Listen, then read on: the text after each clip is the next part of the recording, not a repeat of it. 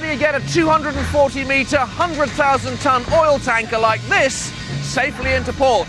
Well, you do it with one of these, one of the world's most powerful harbour tugs.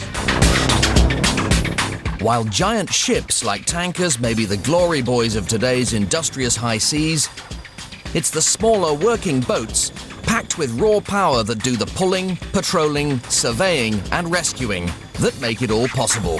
Forget about ships. When it comes to life at sea, it's the working boats that pack in the power, speed and technology. But which of them is the pick of the bunch?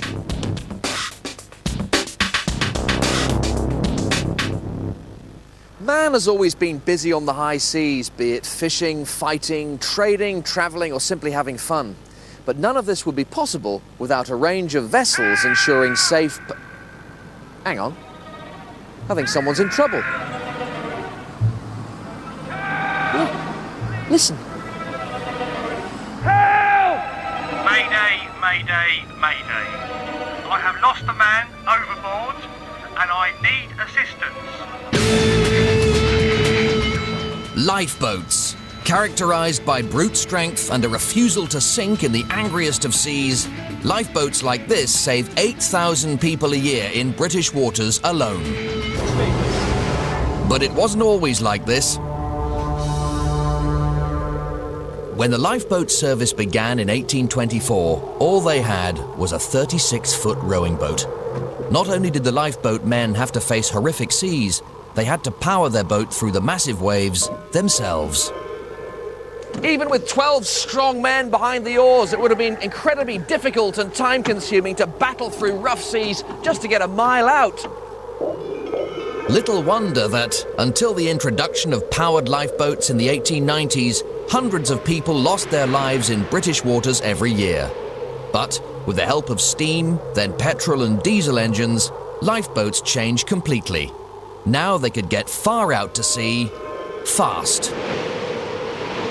But stranded sailors and the men and women whose job it is to rescue them have never had it as good as they do today. I give you the all-weather Trent-class lifeboat.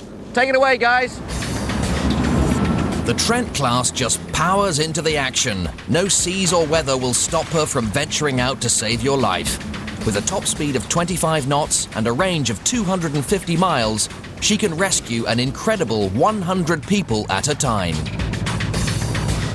And the key to all this performance is a combination of power and structural strength. This is a tough vessel.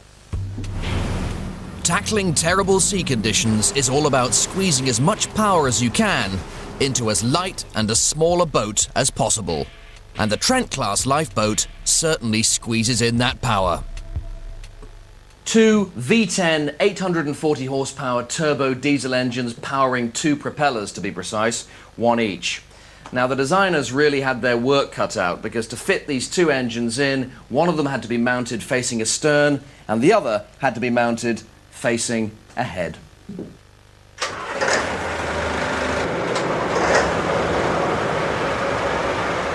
I've got to get my hands on the throttle of these. Power. Ah. She's as good as she promises. As far as emergency response vehicles go, this one's pretty responsive. But all that power would be useless without a massively strong hull.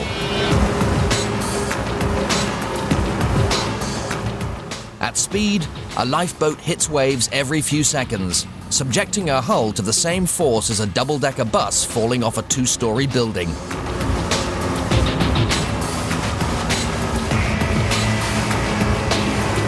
The boat has to be very strong, without putting on extra weight which could slow her down. So she has a brilliantly clever space-age hull. It's 4 inches thick, yet weighs next to nothing, and is reinforced with a weird material called Kevlar. And this is Kevlar. Now, it may look a bit flimsy, but underwater, once it's mixed with a resin, it's 20 times stronger than steel. Just to give you an idea of how strong it is, they make bulletproof vests out of it. Even if the lifeboat's hit full-on by a giant ship it's trying to rescue, it's still very hard to sink her. Throughout are bulkheads sealed with watertight doors, isolating any damage from the rest of the boat. But even massive power and a space-age hull won't stop you being rolled over by freak waves. And over the years, many brave lifeboatmen have lost their lives. Waves aren't a problem for the Trent class, though. Did you ever have one of these, a Weeble? Remember how they wobbled but never fell down? Lifeboats are designed in much the same way, with all the heaviest components like engine and transmission mounted as low as possible. This produces a low center of gravity, which, combined with a large buoyant volume in the wheelhouse, means that the boat is inherently unstable when it's upside down. So, if a massive wave does capsize the lifeboat, it'll right itself in seconds. Brilliant! Not only is this boat fast and nigh on indestructible, it also bristles with state-of-the-art computer technology for tracking down the people it's trying to rescue. What you do is you enter an area and pattern of search into this plotter, in this case parallel lines, then that information is transferred via a satellite-powered global positioning system into an autopilot unit. The autopilot steers the boat, allowing the crew to concentrate on keeping a lookout. And to get a really good view, they can take control on the upper deck, several meters above the tossing waves. The Trent-class lifeboat uses massive power, a space-age hull, and state-of-the-art navigation equipment to save more lives at sea than ever before. She's the best friend that every sailor hopes never to need. She can take pretty much anything the sea has to throw at her. Or can she? Taxi!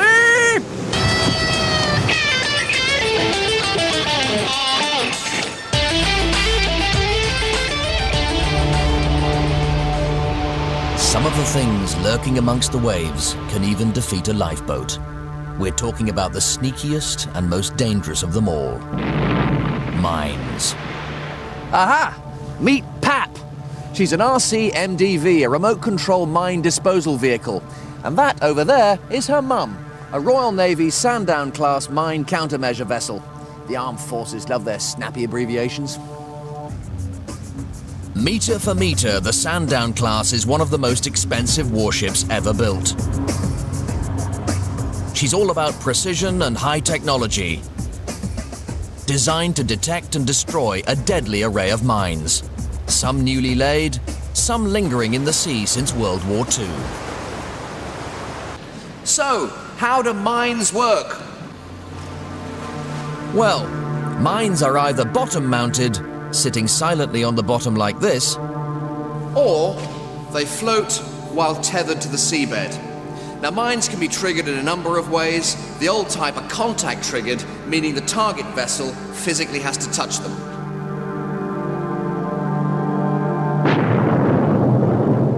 But modern mines are much more sophisticated. Some can detect the magnetic signatures generated by the steel hull of a passing ship. This triggers a switch in the mine, and the mine goes off. We can demonstrate this with our plastic boat with two magnets in the bottom, and the needle of our compass is the switch in the mine. Here we go.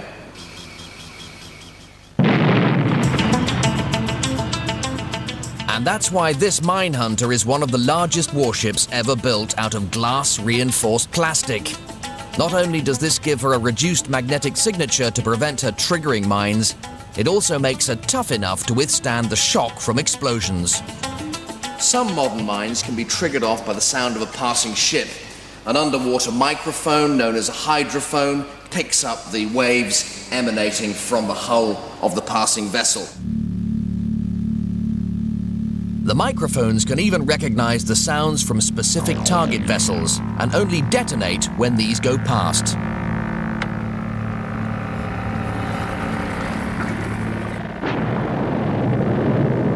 But the Sandown has this problem covered too, by being able to switch from her diesels to quieter running electric engines when mines are detected nearby. But it's the amazing agility of this vessel that separates her from the pack. To avoid unforeseen mines or to maintain a precise position whilst deactivating them, she's got the twisting and turning ability of a small speedboat. Let me show you. Let's start off with the emergency stop.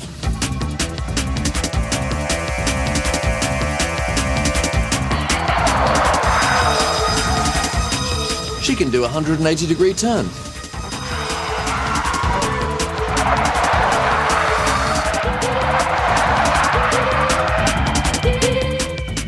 But why stop at 180 when you can do the full 360?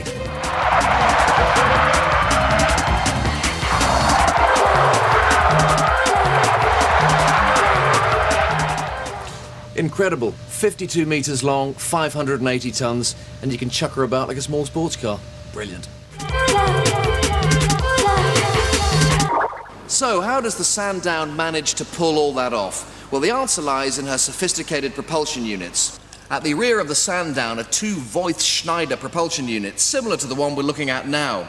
Nothing like regular propellers that point backwards. These whisk-like blades, suspended from the bottom of the hull, allow thrust of any magnitude to be generated in any direction. So not only do they propel the boat, they also steer it as well.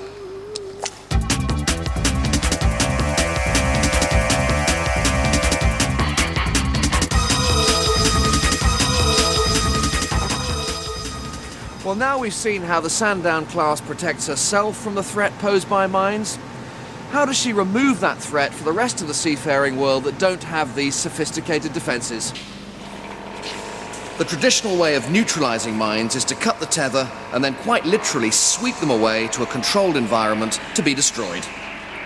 Hence the term minesweeper. But the Sandown class is not a minesweeper, she's a mine hunter, and works in a far more focused way. Standing in the main mine-hunting ops room is a bit like being next to a giant computer game console. Although when you play Minesweeper here, the stakes are a little higher. The first task is to find your mine. The Sandown does this by dropping a sonar pod into the water beneath her. It produces sound waves which bounce off underwater objects and produce these images. There are 4 sonar screens in the ops room. There are 2 over there to search for the mine, to locate it, and there are 2 over here to classify it. Now, the one on the right is an expanded view, basically, of the one on the left, and the mine itself is that orange dot there. The boat's ultra-accurate propulsion system comes into its own during the sonar scanning process, as the mine hunter needs to sit very still and not drift. So we've located the mine on the ship's sonar. At this stage of the equation, enter Pap, our little yellow submarine. She's got her own sonar, 2 cameras, black and white in colour, and some explosive. And we're going to send her down to take a better look.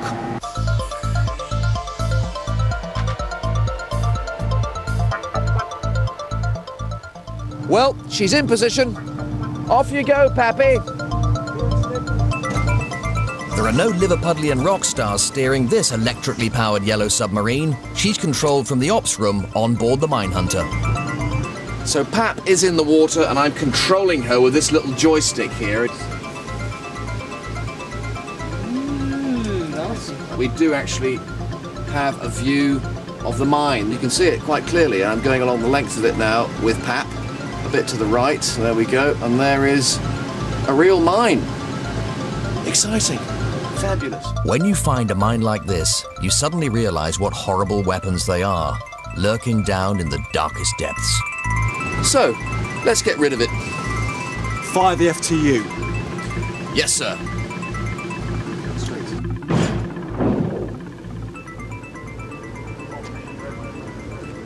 I think we got it. Well, she certainly makes the sea a safer place, but is the Sandown class the toughest safety vessel with the toughest job? If you need to deal with something a bit bigger, something much bigger, something that if it ran aground would cause monumental damage, you need a completely different form of vessel. You need one of these, the world's most powerful tug.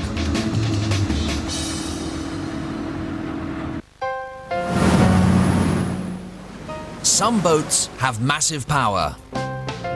Some have great precision. But this one needs both. The Hopeton, one of the world's biggest harbour tugs. which pushes and pulls the world's biggest ships. And we're on our way to meet one right now. That, over there, is a 240-metre-long tanker. It weighs 100,000 tons and takes several miles to turn or stop. No problem when you're cruising the open seas with nothing in your way.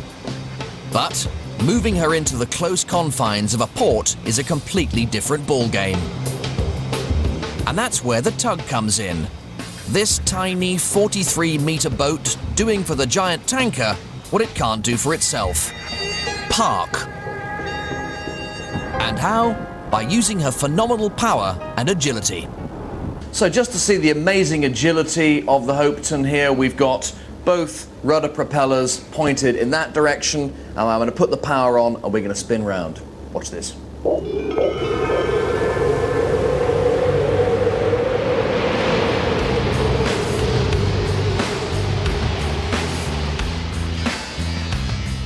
We can just feel the boat leaning over, and we're getting into that nice pirouette system.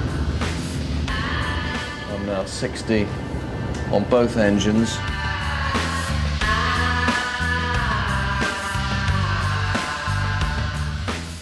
Although the Hopeton weighs nearly 2,000 tons, she's incredibly agile. There's no rudder as such, but the two ducted propellers do the steering.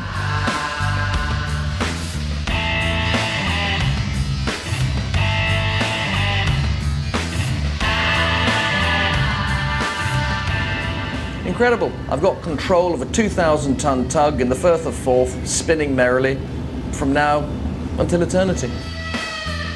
And now to put that raw power and agility to the test. Let's park.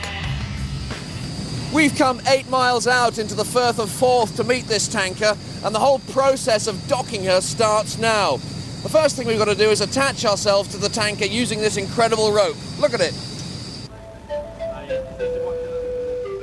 A line snapping when you've got 100,000 tons of tanker attached to you could be disastrous. So these ropes are thicker than your arm and made of fantastically strong steelite. Right, we're all tied up. Let's motor. The tanker is still powering itself forward at 7 knots. But now the tugs are attached, they are acting as the huge ship's steering and brakes and will control its docking. It's a little while before we reach the terminal, so let's take a look at some of the heavy-duty technology that makes the docking possible.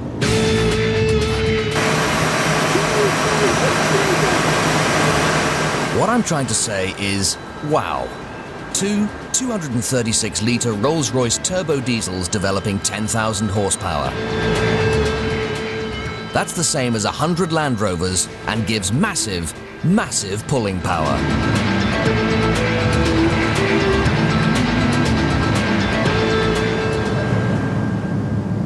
But it's not just the engines that give the Hopeton its pushing and pulling grunt. Each 3-metre propeller is housed in an open-ended cylinder, creating a suction effect. This vastly increases the amount of thrust that can be produced. It effectively means the tug is pushed and pulled through the water.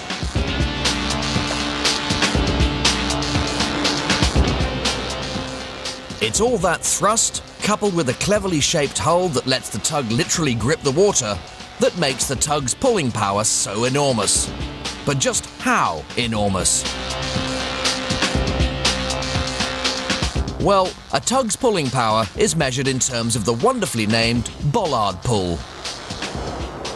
It's established by hitching a giant version of this spring pulley from the tug, in this case me, to a bollard fixed to the quay, and then giving the tug a bit of welly. Here we go. 1/3 power. Half power. Full power. 30 pounds. So, I can manage a bollard pull of a measly 30 pounds, or 0.013 tons. Back to reality, the Hopeton has a bollard pull of 124 tons, which is in fact a world record for a harbour tug. It's so powerful they actually had difficulty finding a harbour wall strong enough to test it against. So really, tankers like this are pretty small fry. Time for the Hopeton to put all that power into action. It's 2,000 tons pitted against the 100,000 tons of the tanker.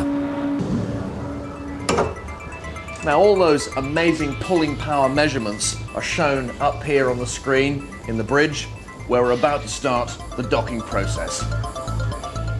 So there's the tanker and there's the terminal we're going to berth her onto.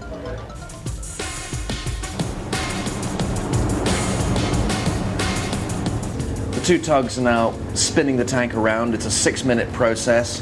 Dalmeny over there is pushing the bow of the tank around, and on Hopeton here we're pulling the stern round, and then when the tanker is completely all the way around, both tugs will then push the tanker onto the berth, about 150 meters of movement.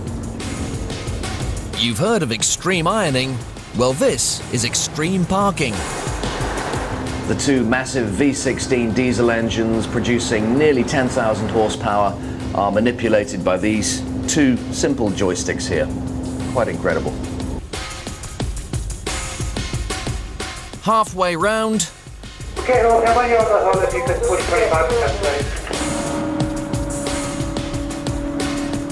although the tanker's moving very slowly, its 100,000-ton weight gives it massive momentum, and it's taking all the raw power of the tugs to control it. So the swing has now been arrested. Hopeton is no longer pulling the tank around. The momentum created by Dalmeny pushing the tanker's bow around has created enough swing, and we're now pushing the tanker onto the berthing position. 1 meter. 1 meter. Okay, Hopeton, it's okay. You go back onto Hopeton. Getting into that space in the multi-story will never seem so tricky again. You're just coming into position now, pilot, and moving slowly ahead. There we go. That's you in position, pilot, and all stopped. Just landing, pilot, push 25. And the job's a good un. 100,000-ton tanker, no brakes, and longer than 23 double-decker buses parked on a dock that's not much bigger than it is. And all thanks to the massive raw power of the tug, weighing 50 times less than the tanker. Quite brilliant.